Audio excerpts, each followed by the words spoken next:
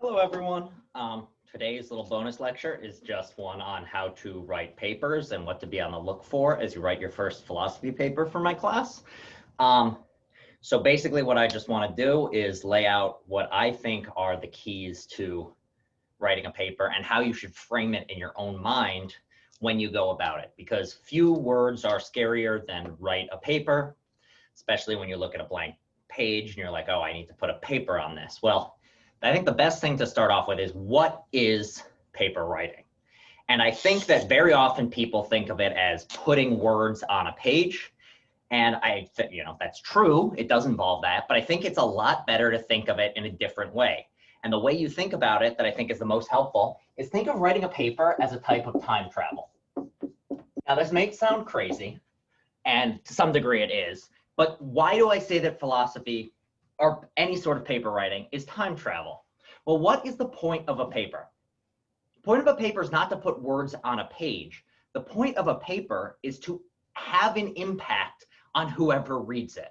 And the person reading it isn't there with you at that time. It's rather somebody in the future who is going to read what you give them. So it's not just time travel. It's a type of time travel tied in with psychological influence. So it's basically what a paper is a way to influence the psychology or mental states. And I'm, intentionally for a philosophy of psychology class, putting the emphasis on this. You can really think of what a paper writing is a way of affecting the minds of people in the future. And I think thinking about it this way is useful because it helps you put into context what it is you're trying to do. You're not trying to say everything that's right. You're not trying to just put everything that's in your head on a piece of paper, because very often what's in our head is messy. It's somewhat unclear. What we want to do is have a clear influence on somebody down the line. You want to have a psychological influence on people that are going to be reading it in the future. Maybe it's a later version of yourself, but more often than not, it's going to be someone else. And in this case, it's going to be me. I'm the one who's going to be reading this. So what you want to do is have a psychological influence on me in the future when I read your paper. So that's the first thing, is how to think of writing a paper. And if you think of it in terms of time travel, it's also a little more fun. You can be, in your little spaceship. But that's the first thing I want to say is paper writing. Don't think of it as putting words on a page. Think of it as influencing someone in the future. The written word is a way of traveling through time. If I speak and it's not recorded, what I say is gone forever the moment I say it. That snap can never happen again. There's a different snap, but it's not the same one. When you're writing, it's going to live on into the future. So that's how to think of your paper. You are trying to influence me in the future. So once we have this idea that that's what paper writing is, it's about having an influence on the minds of other people in the future. Oh, it just got blurry on me.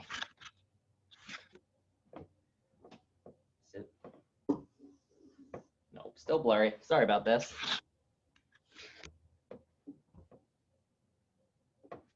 Why aren't you focusing? I'm sure this is exciting watching. There we go. All right.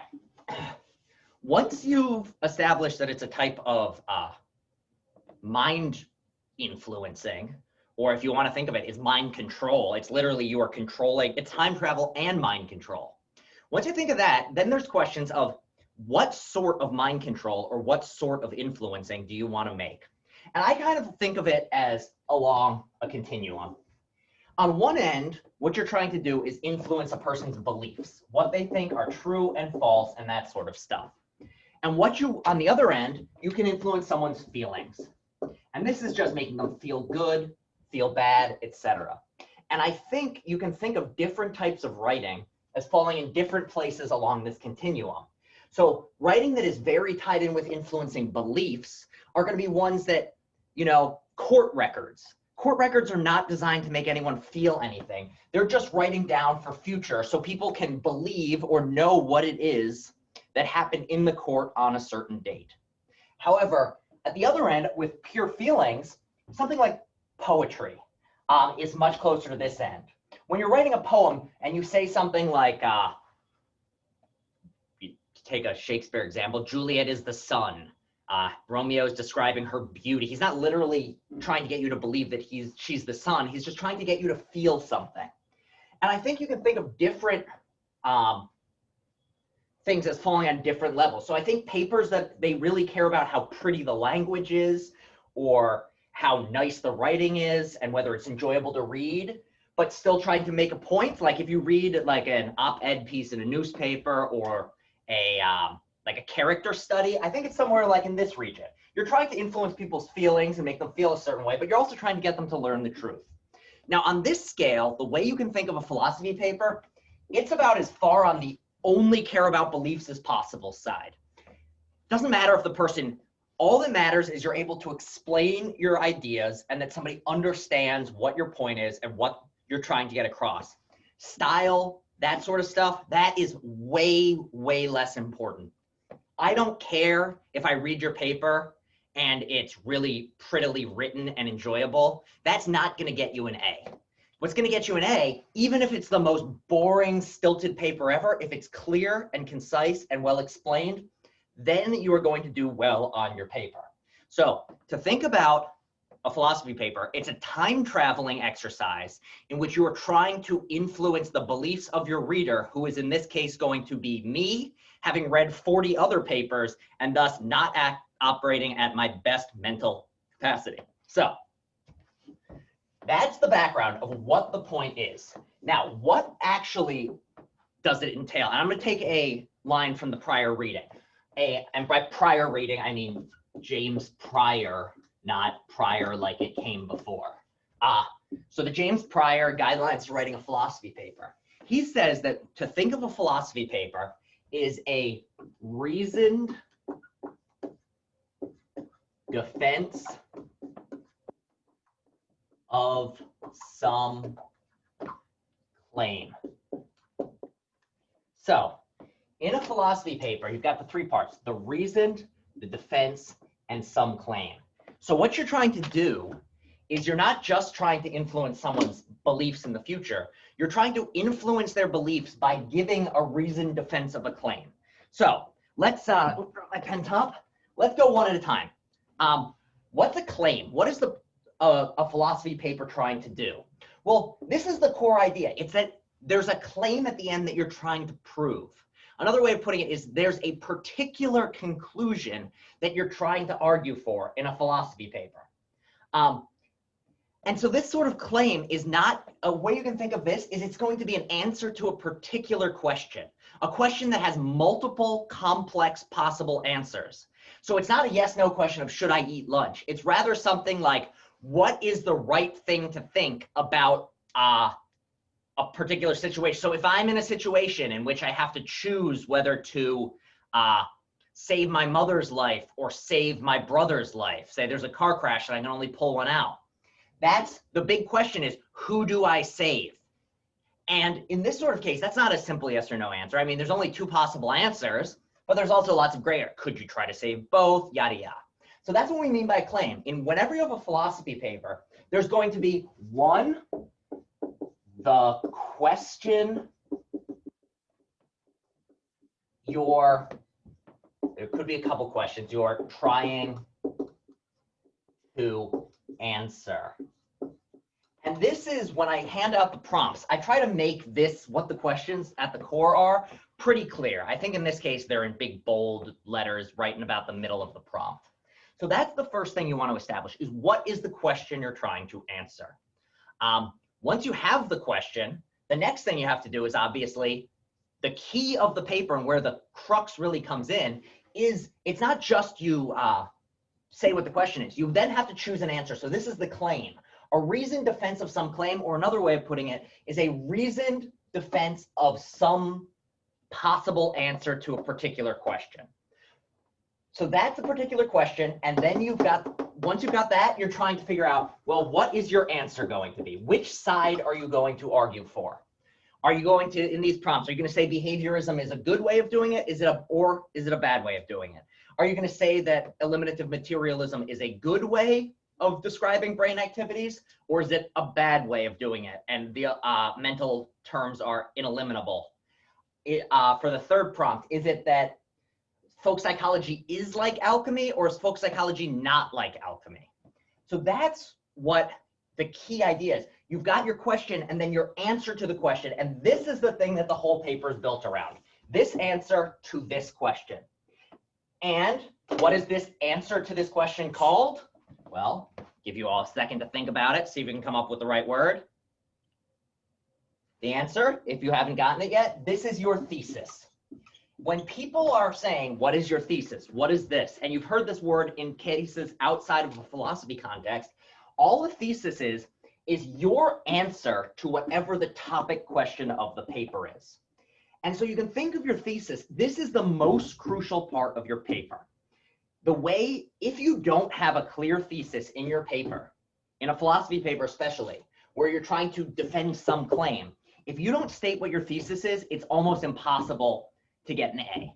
It is downright, in fact, it can sometimes be difficult to get a B because you're not playing the right game, you're not doing the right thing.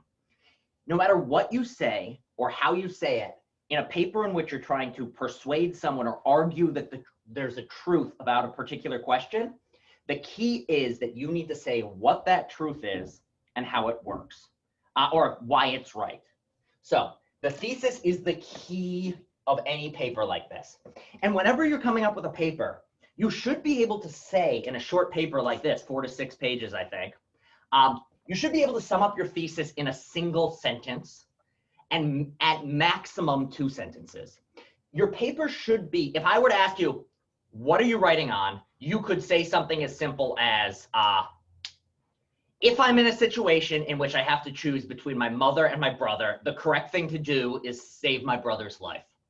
That would be a thesis. In these cases, if, I can't remember which names are which, but basically so-and-so is wrong, behaviorism is not a good way of describing human behavior, or behaviorism is wrong because blank is a behavior, a human behavior that cannot be explained in behaviorist terms, or folk psychology, while it might seem like folk psychology is like alchemy, in truth, folk psychology is nothing like alchemy.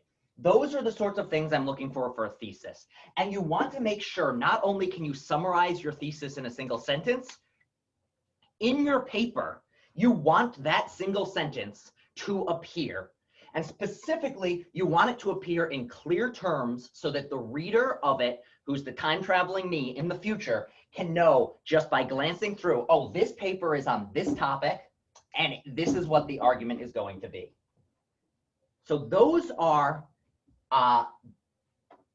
the thesis. The thesis is the core idea tied in with the claim. So that's the first thing I want to say. In this sort of magical time travel that is writing, especially in a philosophy paper, you've got your thing you're trying to prove. And in this case, you've got a thing which you believe is true, but the goal is not to tell me why you believe it. And this is why I talk about it as time travel. The goal is to explain to me why I, the reader, reading your paper in the future, should accept your conclusion.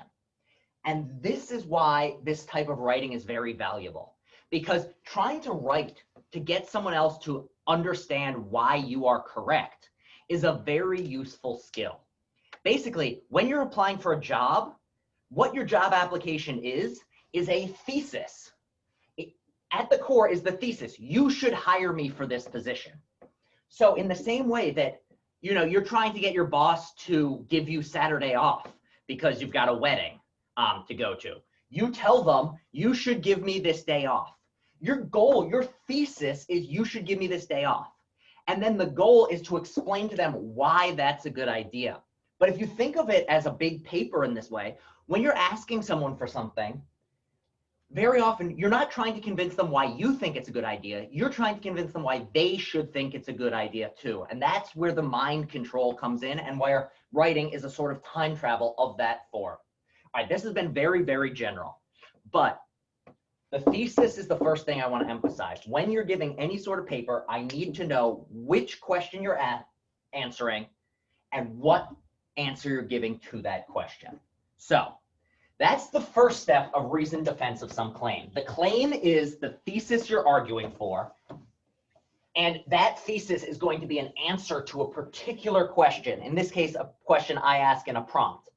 but it doesn't have to be. In other classes, you won't have prompts of this sort, but in this case, it's a claim in response to that prompt. Now, the reasoned defense are going to be contained, hidden within these words, are what the rest of the paper is going to be like. So once you, and also you can think of this when you're writing your paper, you want to work in this order. You first want to figure out which question you're answering, which prompt do you like the best, and then you want to answer which of these two possibilities or multiple possibilities in terms of the answer, which answer to the question is the one that I want to support? What do I want my thesis to be? That's really the start of the paper point. You go through the prompts and you look, oh, here are the possible sides. Which of these sides do I feel most strongly about arguing for? That's step one, the claim. Now, reasoned defense. What is a defense?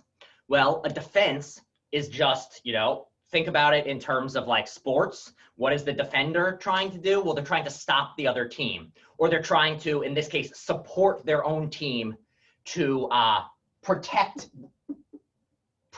their own goal or protect the other team from scoring. So in this way, a reasoned defense, you're defending or you're protecting your answer to this question.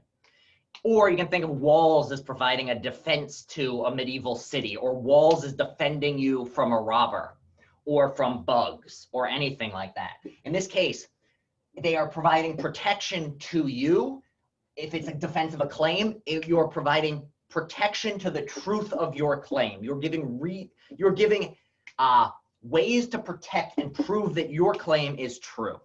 Now, there are many ways to defend your claim. One of them is if you disagree with me, I hit you with a rock repeatedly until you change your mind. That is a way of defending a claim. That, however, is not how to write a philosophy paper. I will not give you credit for hitting me with a rock. In fact, I would, well, it depends on the context, whether I'd press charges or not. I probably should, but, I like you all, and I don't, it's COVID. I don't want to give you too much trouble for, having to go to court, and I don't want to have to go to court in COVID. So as long as you didn't, cause me permanent damage if you hit me with a rock, I don't think I'd press charges. But that's neither here nor there. Hitting someone with a rock is a way of defending your claim. If I say behaviorism is correct, and here's how I'm going to show you, you know why behaviorism is correct? If you don't agree with me, I'm going to hit you with a rock. That's defending your claim. That's not a reasoned defense of a claim, though. So what is a reasoned defense of a claim? Well, what is a reason? Well, when I say that's my reason for doing it, I'm just telling you this is the thing that I think provides cause or justification for my concluding a certain thing. So if I tell you, I believe the sun's going to rise tomorrow, you ask me, what's your reason for that? My reason is that the sun has risen every single day up to this point in my life. And when things happen the same way every day, they generally continue to happen that very same way. That is a reason to believe my claim that the sun's going to come up tomorrow. So what a philosophy paper is just a series of reasons combined together to provide a defense of your thesis. So in this particular case, if you've got a thesis in one sentence, like behaviorism is wrong there because there's a particular type of behavior it cannot account for. In that particular case, the rest of the paper is going to be a way of proving that claim. So here's a way to think of your paper. Think of it like a pyramid. At the top of your pyramid is your thesis. This is the thing that you are trying to prove, and the whole point of the paper is to prove this thing. Nothing else in the paper matters by itself. It only matters insofar as it provides a defense to the thesis. Now, once you've done that, in a paper like this, the question is, how do you defend it? Well, you come up with reasons. So if I say, to go back to my example of my mother and my brother drowning in a boat, and I can only save one of them, if my thesis is I should save my brother, my reasons are going to be things like, he has more to live for. He is younger and has more years to live. Or it's going to be something like, I like my brother better. And in each of these cases, these are your general reasons to support this thesis. So you can think of them kind of as, if this whole pyramid is the paper, to defend the thesis, you need your reasons, which are going to be like this. So reason one, reason 2, reason 3.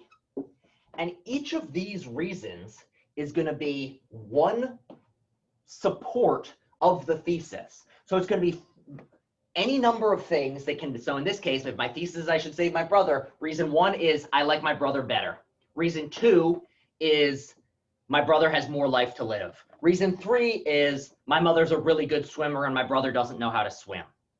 So those would be 3 reasons. Now, when you're writing a paper, let's talk practically. How many reasons do you need?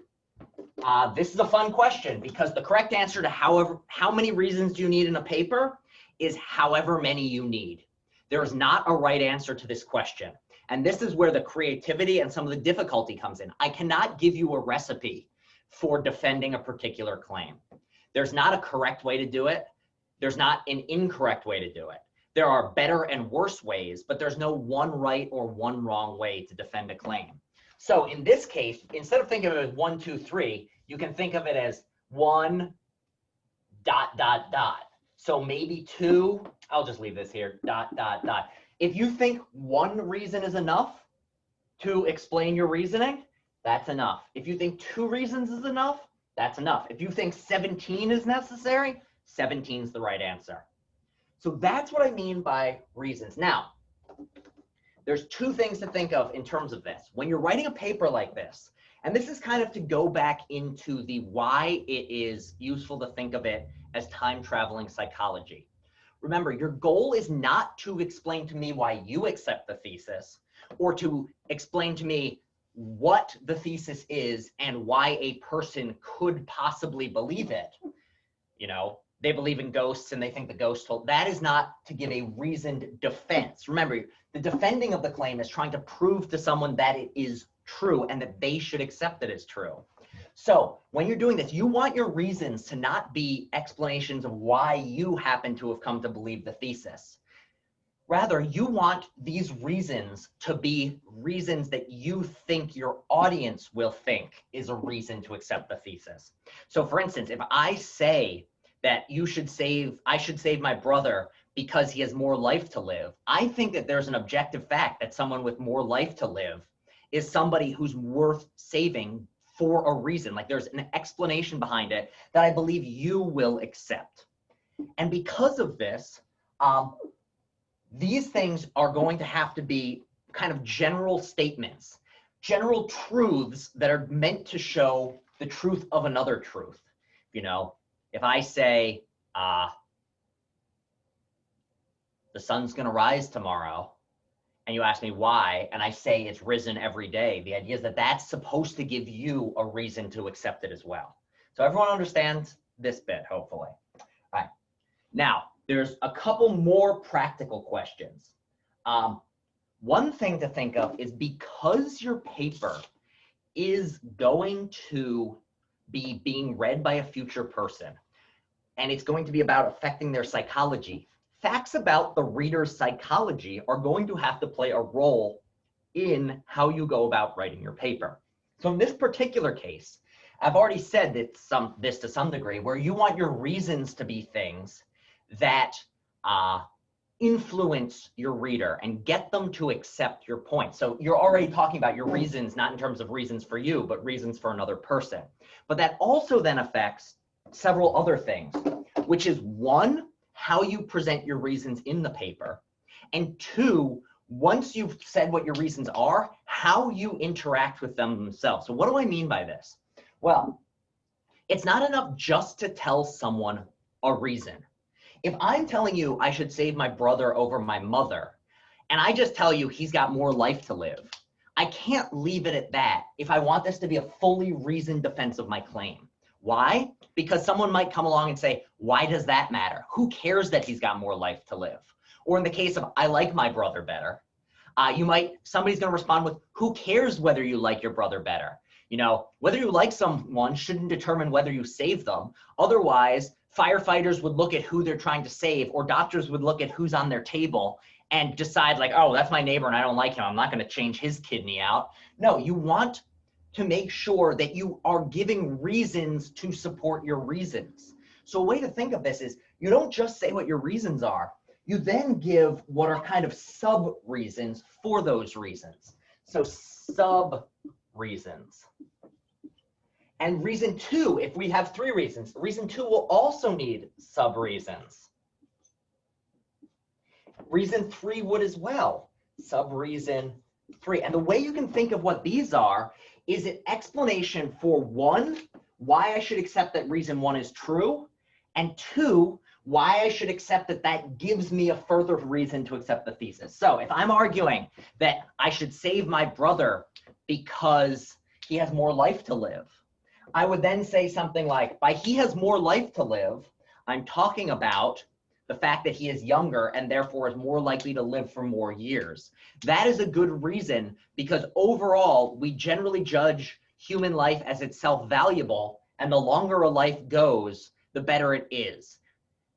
That is sub-reasons for reason 1, but I don't want to stop there. I want to keep explaining and really make sure, and this is really where the devil's in the details in these papers, and it's making sure that you can explain what these sub-reasons for accepting the reasons are, and how then those reasons are going to support the thesis. I don't just want to start with, he has more life to live. By that, I mean this. What you want to say is, he has more life to live. By that, I mean he's younger, and therefore he has more time on Earth to do good for the world. That is valuable because blah, blah, blah, blah, blah, blah. And you can tell I haven't written this paper, so I don't have it all on the tip of my tongue, but that's what we're talking about. Another thing you could say is, imagine if you and I are having a debate about what to have for dinner. I say we should have spaghetti. You say we should have tacos. And I say we shouldn't have tacos because we had tacos last night. That would be my reason. And then I'd say, the fact that we had tacos last night is a sign that we shouldn't have them again tonight, or is a reason not to have them again tonight, because variety is the spice of life, and I get bored of foods easily. And also, if you eat too many tacos, you're going to get, I don't know, heartburn, and nobody wants heartburn. That's what I mean by the sub-reasons. It's the reasons for the reason for your thesis. So the thesis is we should get spaghetti. Reason, we had tacos last night. Why does that matter? So each step of the way, you can think of it as why should I accept this? And the sub-reasons are then why. And with sub-reasons, don't think of it as a single sub-reason per reason.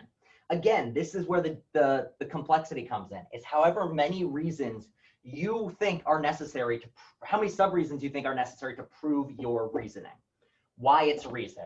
So that's the first thing about sub-reasons.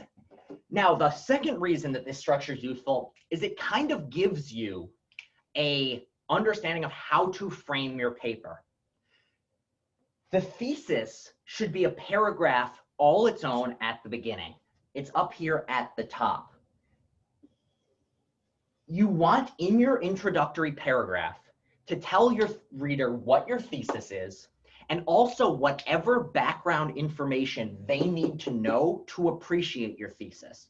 So in these prompts where I'm asking you to talk about an imaginary conversation with a friend, you need to tell me, for me to appreciate the thesis, I need to know who this friend is and what they're talking about. So in this prompt, you're going to want to start with a recap of the situation, because the thesis itself is only going to make sense in that situation. Once you've given your thesis, what you can then do is you're going to want to go with your reasons.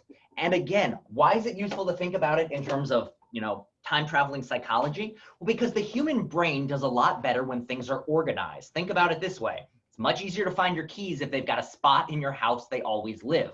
If your keys are jumbled in like your underwear drawer, and you just or some random drawer, you just randomly close your eyes and throw your keys and hope it lands somewhere, that's not a good way of getting about in life. In the same way, with a paper, you want it to be organized. What that means practically is you want to go with your reasons one at a time. So when you give your paper, once you've stated your thesis and you've moved on to the reasons part, what you want to do is go one reason and talk about everything there is to talk about with reason 1. And then you're going to want to go with everything to talk about with reason 2. And then you're going to want to do everything on reason 3.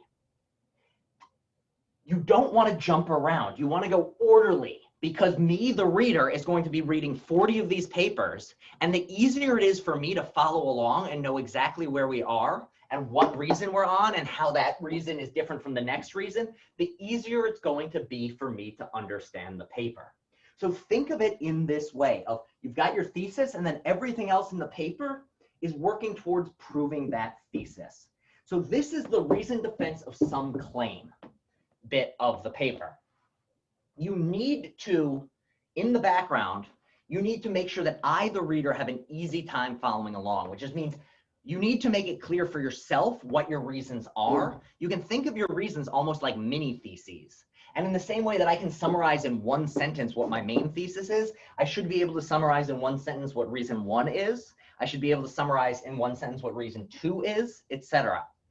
And when I say that they can be organized and kept to themselves in their own little way, or like keep the reason 1 stuff together, a useful way of doing this is paragraphs.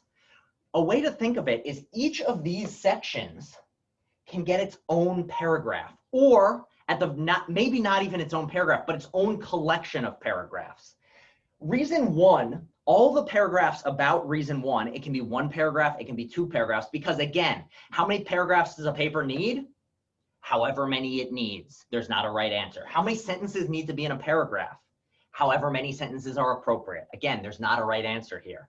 But one thing you do want is you want all the paragraphs, however many there are, be it 1, be it 50, all the things on reason 1 together. And then once that's done, new paragraph. All the stuff about reason 2, however many paragraphs that takes.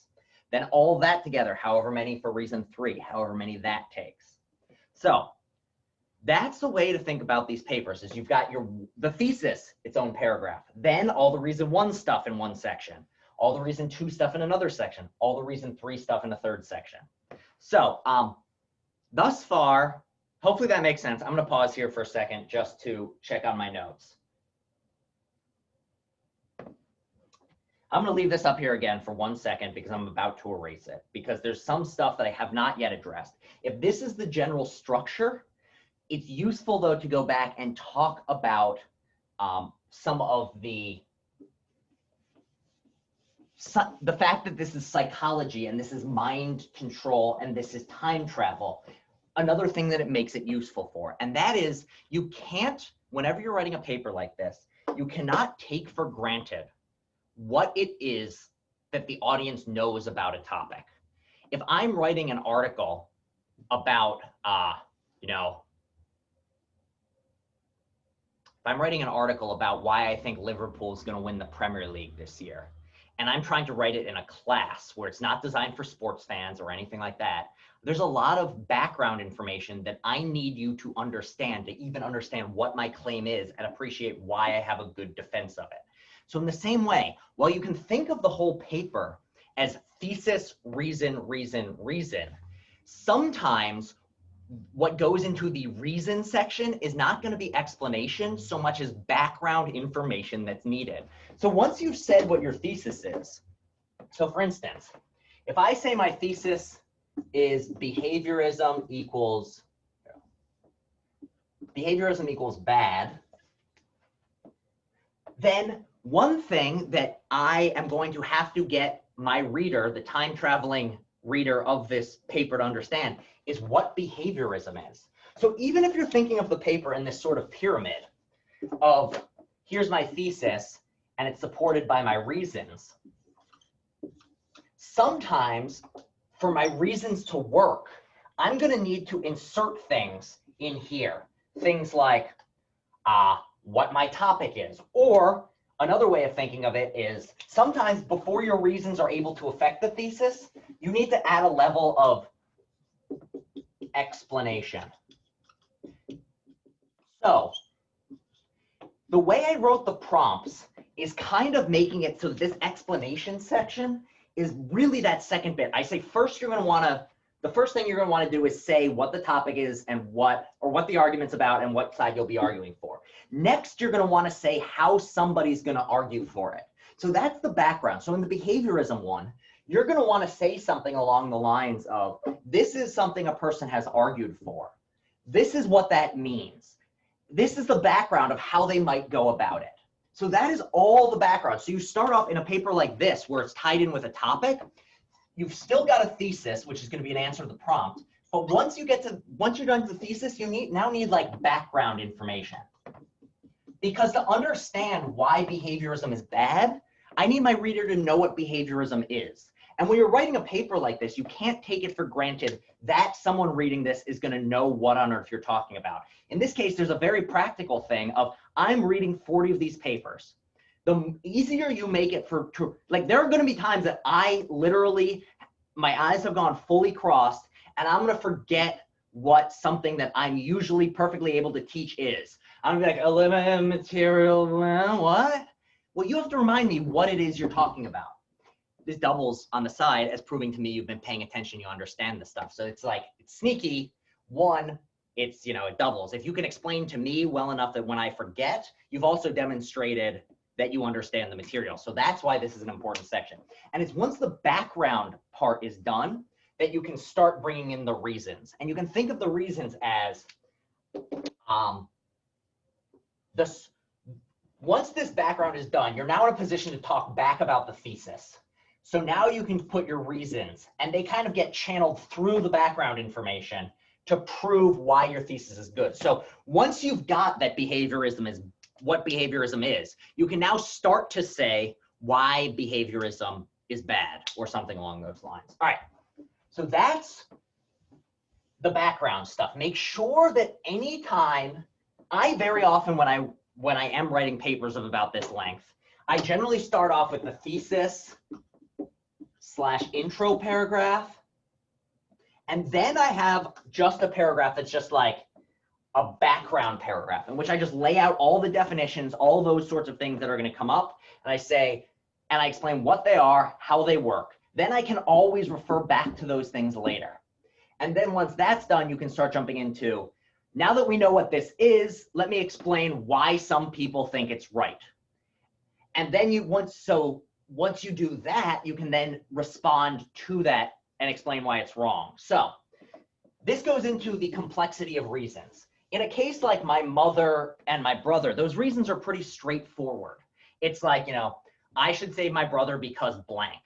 But sometimes reasons can be more complicated. And these papers are somewhat more subtle and complicated with their reasons, because sometimes reasons are multiple parts.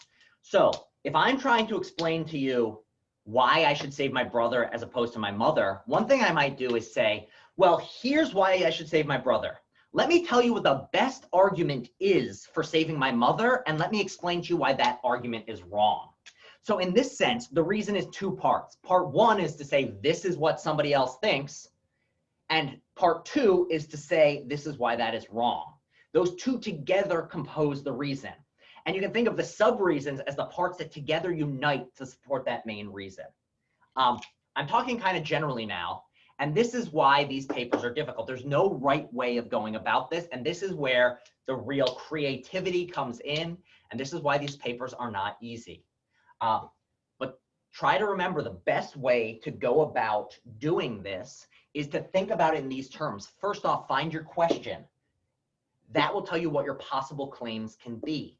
Once you have your possible claims, you can then decide which of those you want to argue for. What do you want your thesis to be? Once you have your thesis, you can start asking yourself, what do I need to do to defend that thesis? What reasons do I want to give? And once you have your reasons, you can ask, well, what background knowledge would a reader have to have in order to understand that defense? What background knowledge would someone need to have to understand why behaviorism is bad? Well, one, they're going to need to know what it is that makes what behaviorism is, and then they're going to need whatever goes into that reason. It can be, here's just a straight up reason to think behaviorism is bad. Or it can be something that's like, here's an argument for behaviorism, and this is why that argument is wrong. That's the sort of stuff that goes into the reasoning. All right. Now let's just talk some practical tips. At this point, I've now talked about just generally how to think of these papers. The next step is how can you do these? What are some tips for making it a better paper? And I think, once again, the best way of thinking about it is in terms of psychological control. And the best way to think about making a good paper is, what would it take for the reader to understand what I'm doing and see how all the parts fit together? So practically, what does that mean? stay organized. I've said this already. Keep all the stuff about reason 1 together in reason 1. Don't jump around. Do reason 1, then reason 2. Or if you're doing, also do your background information before you come back to it. If you start talking to me about like a behaviorist believes that behavior is all important, and then 2 paragraphs later you define behavior, what behavior means, that's not helpful. Tell me right away what the terms mean. Tell me right at the start how much is needed, or however much background information I need. If I'm trying to explain to you why Liverpool is going to win the Premier League this year, right at the start, I should tell you what the Premier League is, what Liverpool is, et cetera, et cetera, et cetera. So that's the first thing. Tip 1, stay organized. And then kind of tip 2 and tip 3 are tied in with staying organized. Tip 2 is something I call the roadmap. So imagine you're writing and you've got the background of the case, the retell prompt. This is you're having an argument with your friend, blah, blah, blah, blah, blah, etc. Next, you tell me what your thesis is. The thesis, you've told me what they're arguing about and what you're going to argue for it. Now, at this point, you have a couple choices. One of them is just to move right on to the main topic and go straight into the background information section. But it can be helpful with that. So this is all one paragraph. And in the next paragraph, you're going to start off with background. Or reasons in a case. I'm just going to say background because I generally find it's useful to put it here. Now, in this case, though, before you move on, one thing you might want to do is insert what I call a roadmap. If you're looking at Google Maps, what does it tell you? Well, what Google Map instructions tell you is what's going to come next, what to expect. So a roadmap is a few sentences at the end of your first paragraph that explain how you're going to go about arguing for your thesis. So to go back to my example of my mother and my brother, I'll say something like, the correct thing to do in this situation is to save my brother's life.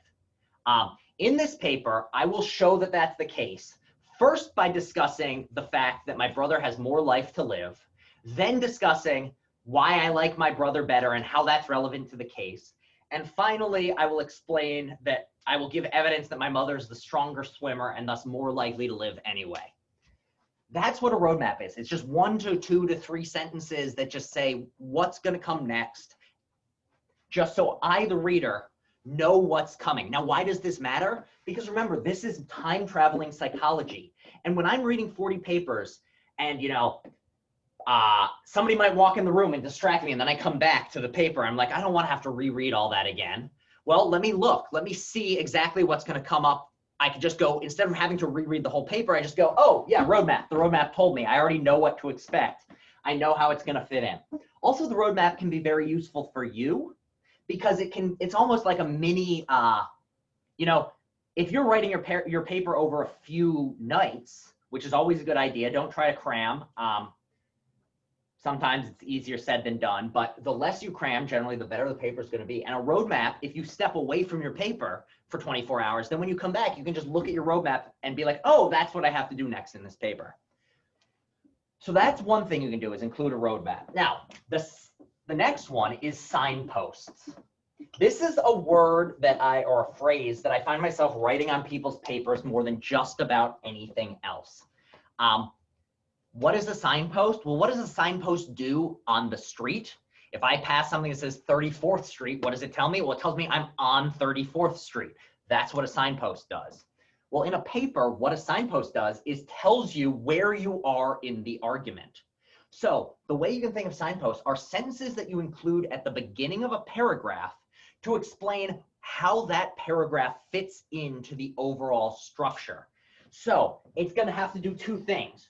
One is say where you are, just like what you're about to talk about, but it's also going to say why you're about to talk about it.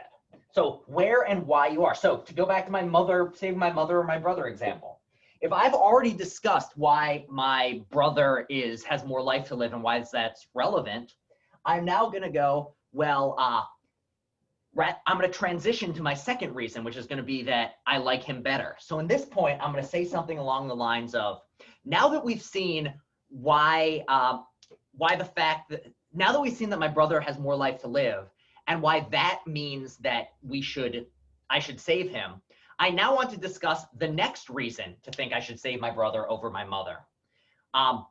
This is the fact that I like him more, which is relevant because it blah, blah, blah, blah, blah.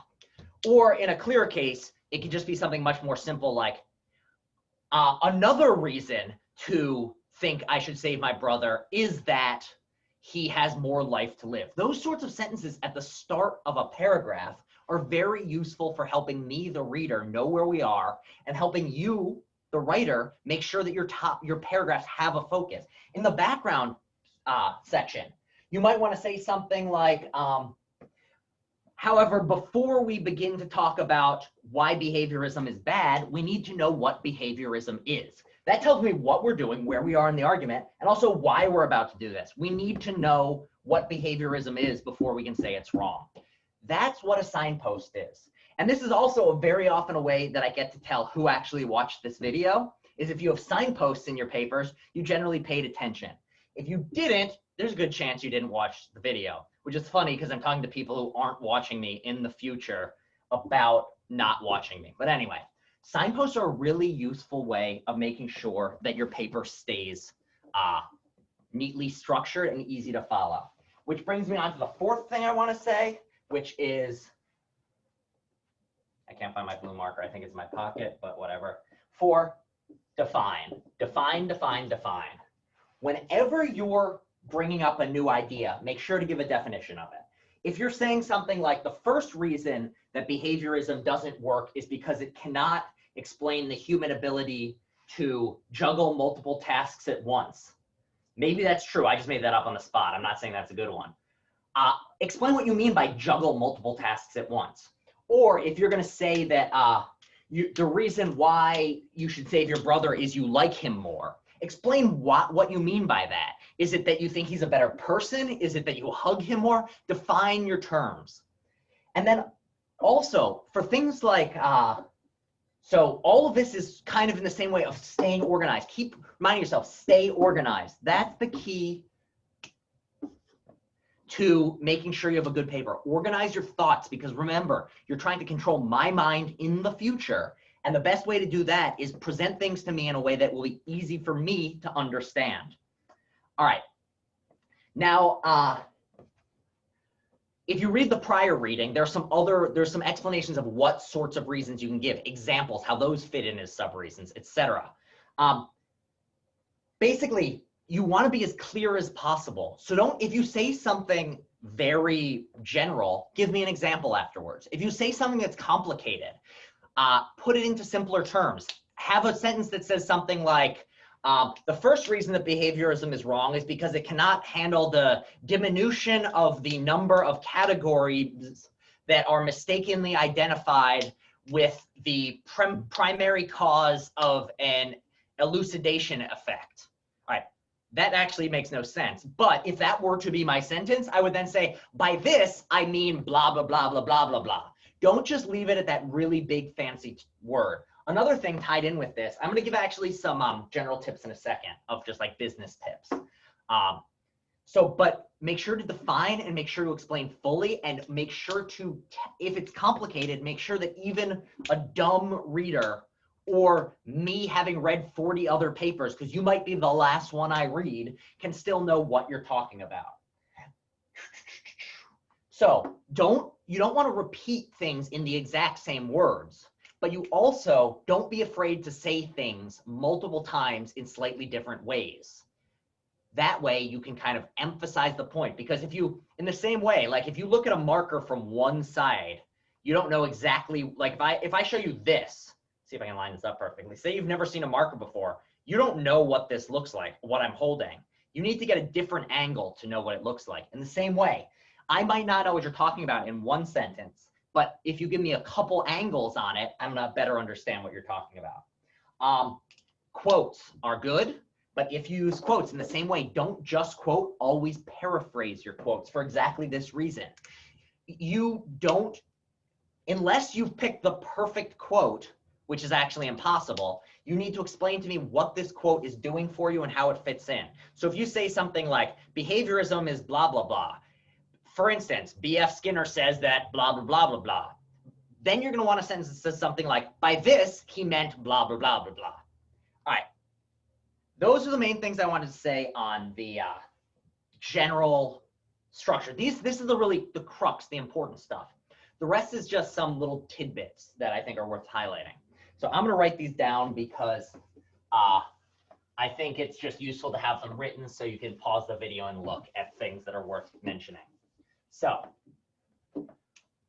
points of note. 1, citations and sources. The short answer to citations and sources in big red letters is I don't care. So, what do I mean by I don't care? Well, first off, these papers are designed that the only sources you need to write a good paper are the readings assigned for class. If you wanted to only talk about things that we talked about in class, and specifically, you're going to want to cite the readings for that class. So you're going to want to cite something about the Skinner article if you're writing on your behaviorism. You're going to want to mention Fodor if you're doing one of the other 2 prompts. You're going to want to mention Churchland. But I don't care if you go beyond that. If you want to bring in outside sources, they can definitely help. Very often, the papers, every semester, I get a couple papers which are just like, excellent. Very often, almost always, those include some outside sources. But by excellent, I mean like A+ papers. Very often, you can get a solid A paper where I'm like, damn, this is good, without bringing in anything other than class readings. If you want to go for the A+ level, then very often you're going to want to bring in other sources. But bringing in other sources is not a guarantee that you have a good paper. I've given plenty of low C's for people who bring in lots of sources that don't matter that much.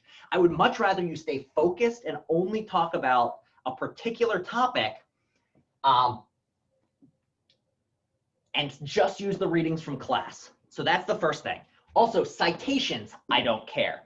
Do you want to use Chicago? Great, use Chicago. You want to use MLA? Great, use MLA. If you hate them all as much as I do, and you just want to put a hyperlink at the end that says, hey, professor, I found it here, that's great. I don't care. Basically, I want citations for 2 reasons. You have to have some for 2 reasons. 1, if you bring up a really cool source, I want to be able to find it so I can read the article. Because sometimes you all are very often the sources you find are things I've not found, and I very often find them fascinating. So that's the first reason. Secondly, if the plagiarism police call and be like, hey, we think we got a plagiarist here. Does this student have any sign of plagiarizing? I can then go, nope, they have a source here. They didn't plagiarize. They're good to go. That's what I care about. So whatever it takes for that, I don't give a crap otherwise. Really, I really don't care. 2, think about the next thing I want to say. Grammar and spelling. Can you guess what the next words are? I don't care. So what do I mean by I don't care about spelling? I don't care about grammar and spelling so long as they don't make it difficult for me to follow what you're talking about. If you tell me, I see you, I know what that means. If you were to write your paper with just these letters, instead of saying, I see your point, you would say, I see your point. I would be able to figure that out. I wouldn't take off any points for that. If, however, you write one gigantic your entire paper is one giant sentence with no paragraph breaks, odds are that's going to make it difficult for me to follow along with. So think of paragraph breaks, spelling, punctuation. Those are your friends trying to help you affect my mind more easily. If you are not an English language first language speaker, I don't care if you don't follow the stupid grammar rules. Just do your absolute best so that I can understand. If you say, me went to store, I can figure out what that means. So don't stress about getting the grammar right, because as long as it's close enough to what I can understand, I don't give a shit. If you say store went, me frowned, boo, blah, then I have trouble because I don't know what you mean. But I'd much rather you have it just as long as your ideas are good and I can figure out what they are. Basically, I don't care about grammar and spelling so long as they don't take away from my ability to understand what you're saying. Number 3. Basically, number 3, short words equals good. If you can get by with using a simpler word, use the simpler word. Instead of saying something like ostentatious, say complicated. That's not quite exactly the same. But instead of saying like a plethora of different items, say like several or a bunch or 3. You don't need to use big words. Remember, the goal is to get me, the reader, to follow along. And if your goal was to prove to me you have a big vocabulary, use the big words. That's not your goal. Your goal is to control my mind. And here's the fun fact. I'm going to be reading 40 of these, and short words are easier for me to follow along with. Therefore, don't use unnecessarily complex words or fancy language. Short sentences, short words, good. Tied in with this, don't be afraid to use this word. I. It's okay. I know teachers have told you in the past in other classes, don't use I. This is a philosophy quirk. You are welcome to use I. In fact, I use I in just about every single paper I ever write. Why? Because it's much clearer and quicker to say, in this paper, I will argue that. Is much clearer than the thesis of this paper shall be that on the foot. That's more complicated. If you try to avoid I, it ends up being wordier and more complicated. Just use the simpler way. Use I. Also, passive voice, great. I love passive voice. Anyone who told you otherwise wasn't a philosophy professor. And what do I mean by passive voice? Say the difference between I went to the store and the store was went to by me. Was went to, not this particular case is bad, but there are other cases in which using passive voice is fine because often there are subtle differences. So if you find passive voice better for you, use passive voice. All those stupid old grammar rules that they taught you, I don't care. I, good. Passive voice, good. Short words, good. Flowery language. Here's the thing. I'm never going to give you bonus points for being a very pretty writer. It can make it more enjoyable for me. And if everything else is good, it can make it even better. But if you have the most pretty writing style ever, but you don't have a clear thesis, that writing style isn't going to save you. See, is there anything else I wanted to say? Oh, page. This is another practical thing. The page limits on the paper. Those are rough suggestions. Those are about how long I think it will take you to write a good answer to that question. If you can do it in 2 pages and you think you've provided a nice reasoned defense of the prompt in 2 pages, that's enough. Odds are, and why I suggest 4 to 6 is very often, it's rare that somebody can convey enough information in 2 pages to get their thesis across. If you're just like loving this and you're just going and going and suddenly you're like, shit, I'm at 25 pages.